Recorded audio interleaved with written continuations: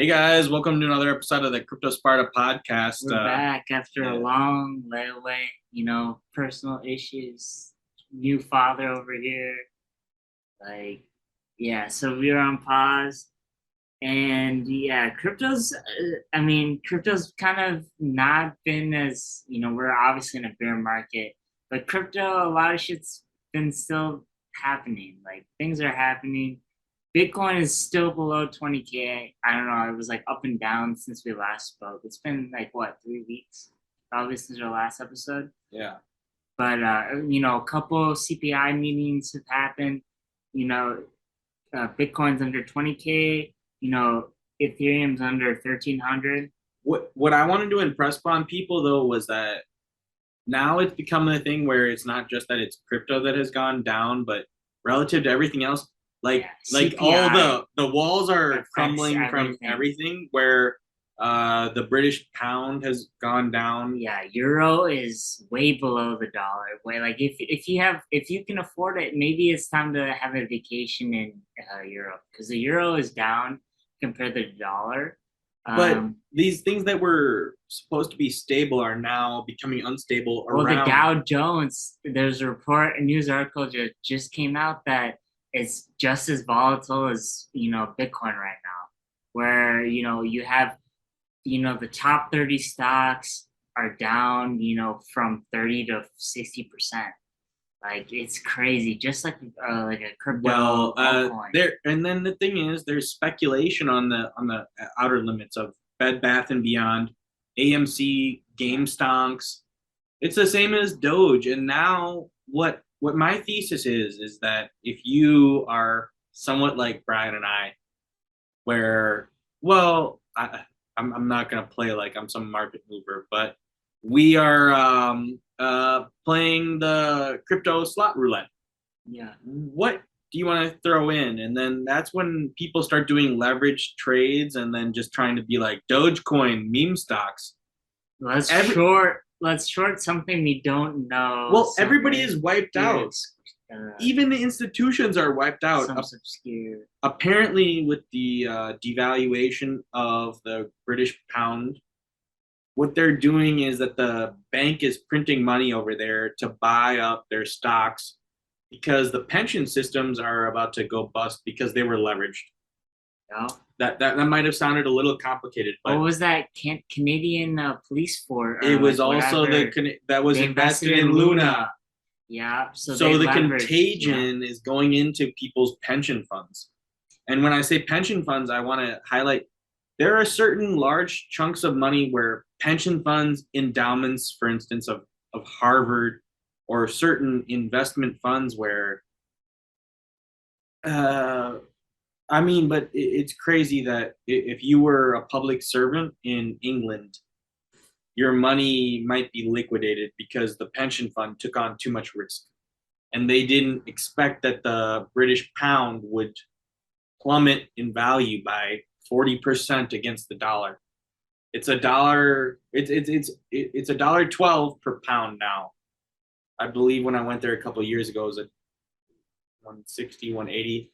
I can look up historic numbers. So the macro has been so complicated to really get into because the American stock exchange has gone down. In the meantime, even the sterling is below the dollar right now. $1 is 90 pounds. Oh, yeah.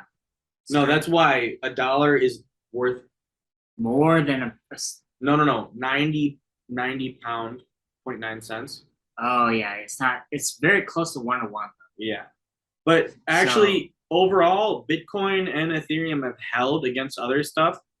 ARK, Cathie Woods, who is the investor in all of the tech growth stocks, they've been taking a pummeling. Tesla got down to, I believe, can you check what Tesla is? It's down beyond 50% off all-time highs.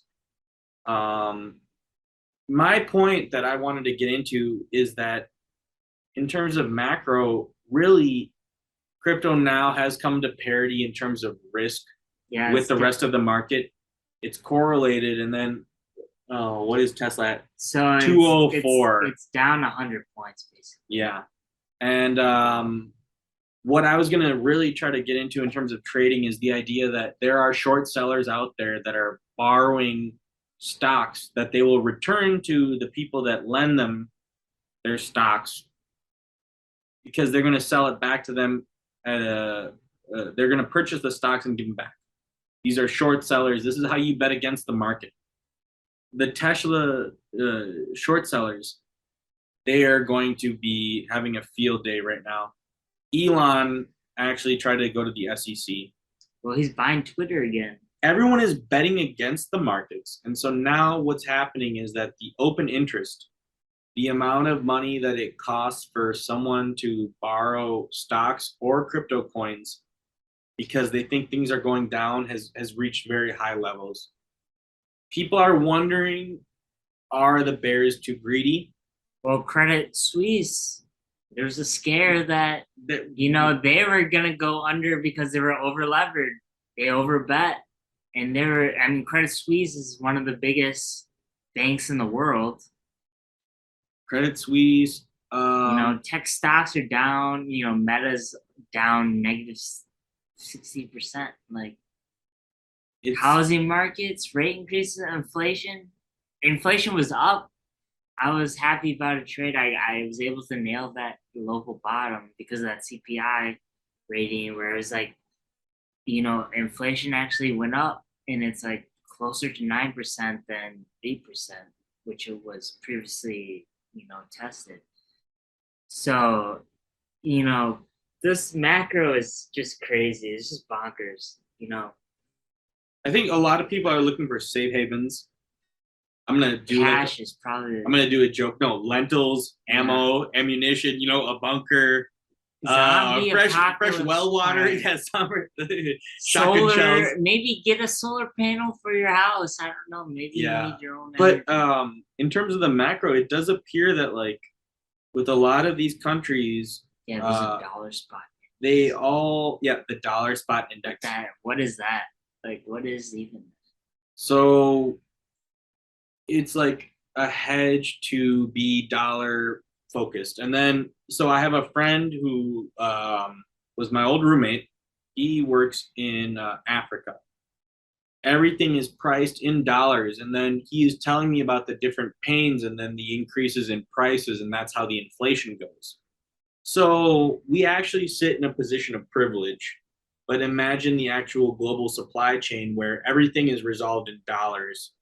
The dollar is inflated because of the money that was printed. But in other countries, their countries are also trying to print dollars, but they're printing their own currencies that then get devalued even faster than us. So in Africa, the prices then end up more expensive for the importers, and then that gets passed on to the consumer. And then also, with really a lot of it has to do with like gas and the inputs. It's the macro is not looking good, as we've discussed on this podcast. And the war is as escalated. They got North Korea too. Mark Zuckerberg firing missiles. Yeah, Mark Zuckerberg lost, I believe, about 50% of his net worth. Yeah, because and they were saying that how many billion has Meta actually lost because they had spent, I believe, 13 billion or like double-digit billions, and then there was an article, and I believe that it's kind of clickbaity, but that there are 30 users of Meta, their metaverse, and then Mark Zuckerberg tried to do some like big thing where he was like, "We have legs in our metaverse." Yeah, cringe. Like, I think I'm here for it. I would love to see Mark Zuckerberg's, crash and fall. We'll see let them execute, see what happens. But obviously, it's funny that they can't execute. Because, I think if they advance, that means there's proof of concept. Well, to some degree. Right? This is then a discussion about the metaverse, and is Mark Zuckerberg the one who has the finger on the pulse of like the cool metaverse that all the kids are? No. He's like a dinosaur now, and Facebook is really No, NFTs was probably like Bored Ape Yacht Club or like Pudgy Penguins or like crypto punks. Like NFT is culture based probably. But let's move to the like crypto section. We have like the macro, the crypto, and the NFTs, but there's so many stories to cover, and I think that we were looking to basically like cover all the stories, and I feel like with the gap in, we'll give updates on because we've been keeping tabs on these things that. But we like to keep it topical, exactly, where it's like each week we're actually talking about things that have just happened, and like, what do you think about it? What's your first impression? Or do you want to do recent or early? Yeah, and some of the recent stuff. Yeah, really, if we could like. So, I mean, there was the Mango Markets hack that we want to discuss because this is really... two really big hacks. Like, Binance got hacked for over like 566 million. Like, caused a whole panic. Like, It just got backstopped. But whose money is getting drained by these hackers? CZ just was like, what pool? Just put a Band-Aid on a $600 million. What pool of this money is coming from? Because that's a huge pool, huge liquidity issue that they actually had to pause trading, suspend trading, which was a scare at the moment. They don't do that on Binance typically either. Yeah, exactly. Because Binance is centralized. It's like too big to fail almost. Like it's crazy. But the Mango hack has actually been pretty funny. Like, apparently it might have been legal. Can you bring up the tweet that you had sent me? The thing about it is, what I think is really cool about crypto is that if things are built into smart contracts, you're not allowed to break the rules. But what if the people that make the rules don't understand the unintended consequences? And I think that we've experienced this with staking. If there are rewards and you don't understand if people manipulate stuff. It was it a hack? Highly profitable trading strategy.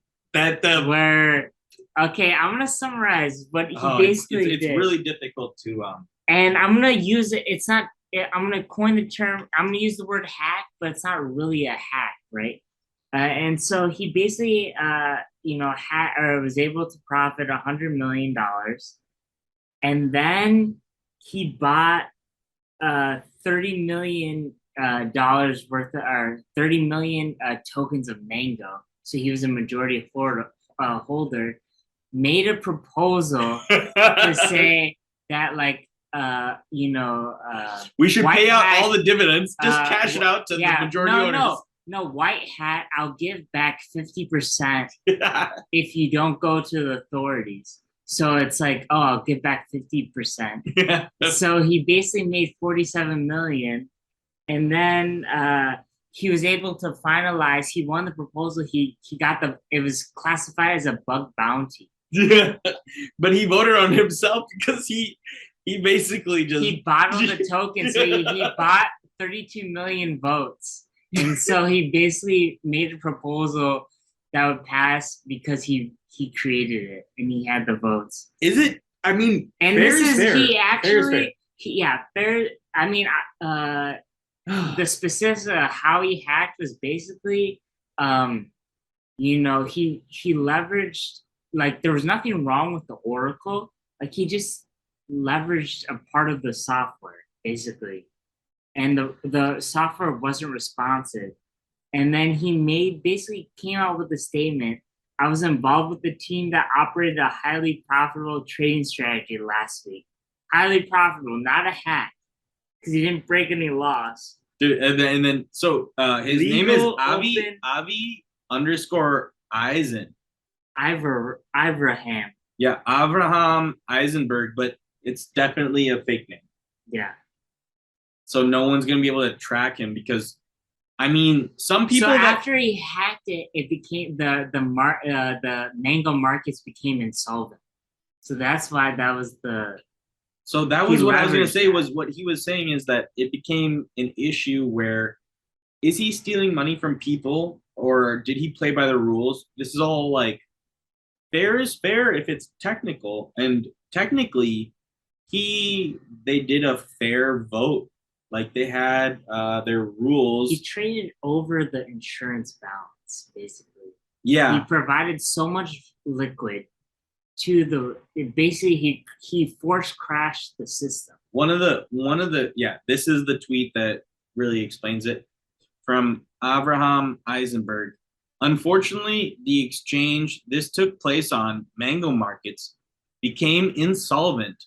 As a result, with the insurance fund being insufficient to cover all liquidations, this led to other users being unable to access their funds.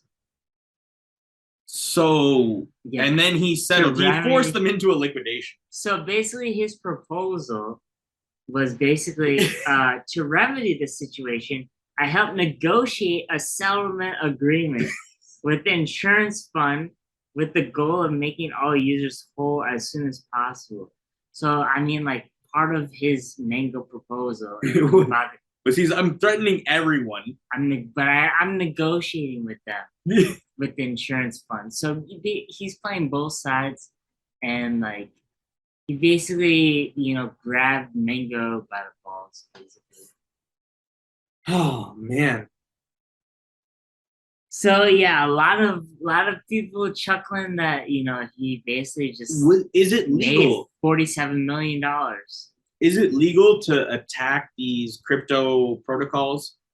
I mean, due to their their DAO system or whatever, or the voting. In order to find these kind of gaps, you have to probably read line by line of code to like know the loopholes within the system.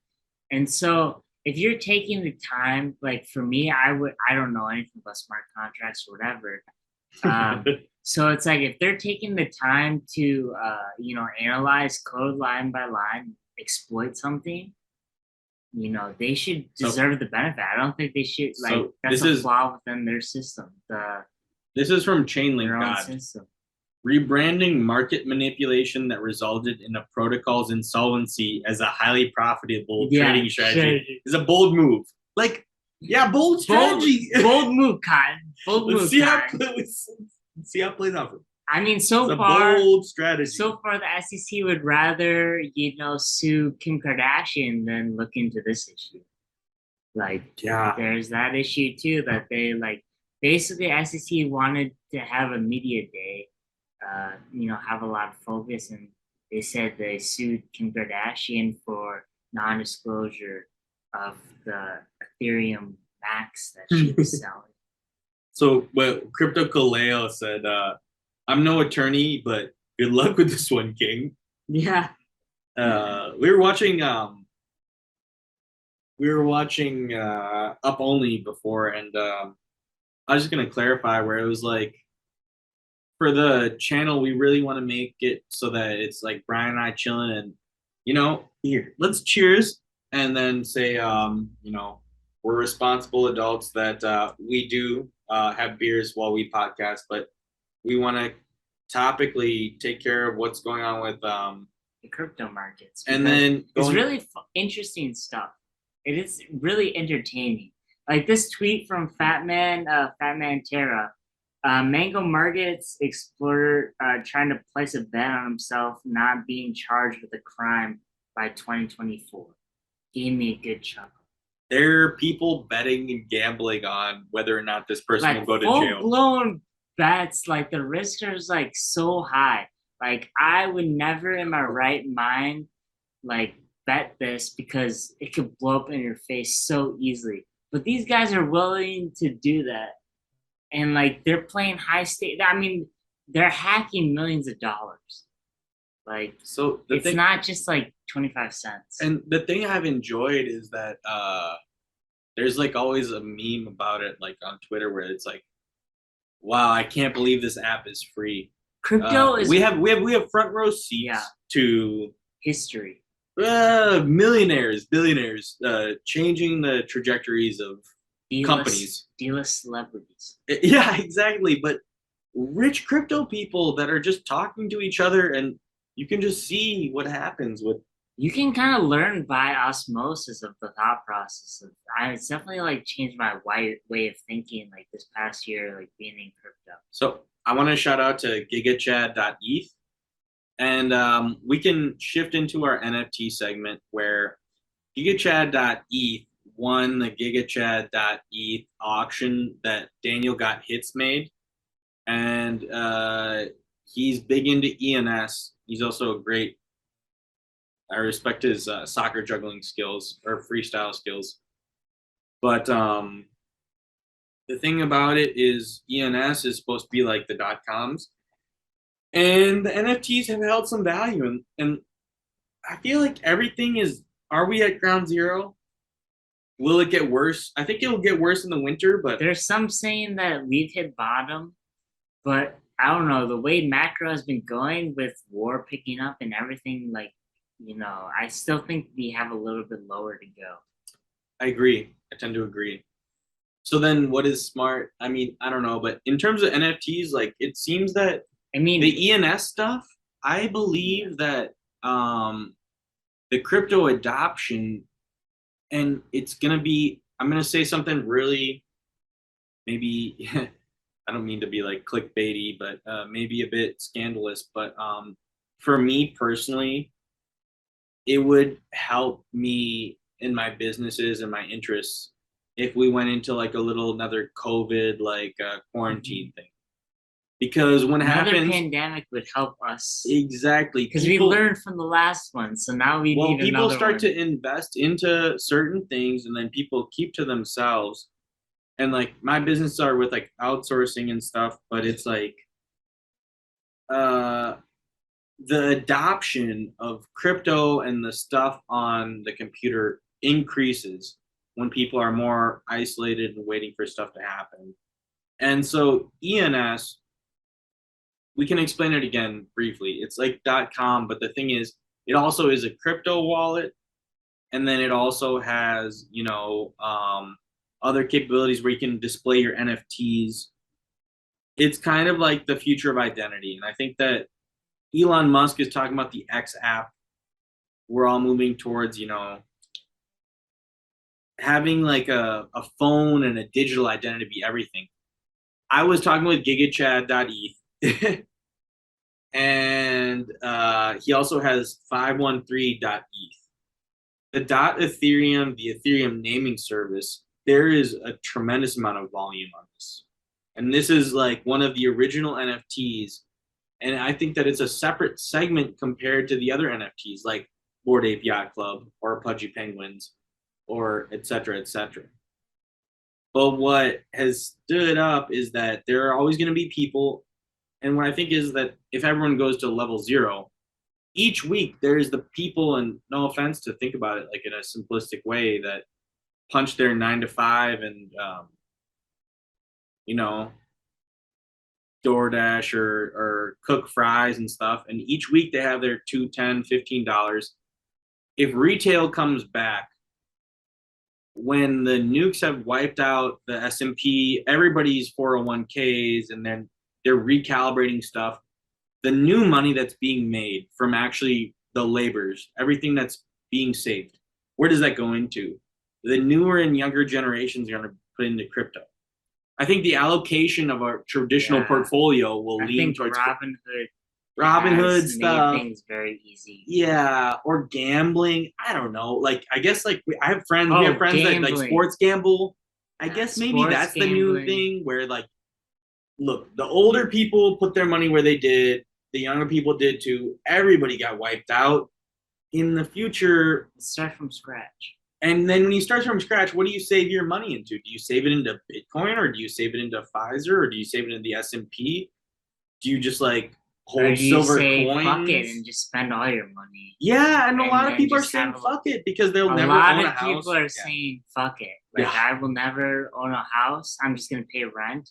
So I'm just gonna pay for my avocado toast or go to this concert or wherever the fuck I want to do, because it's like you're fucked anyway. You got like all the student debt, and then so it's like a real Rubik's cube for sure, like trying to figure out where to put your money.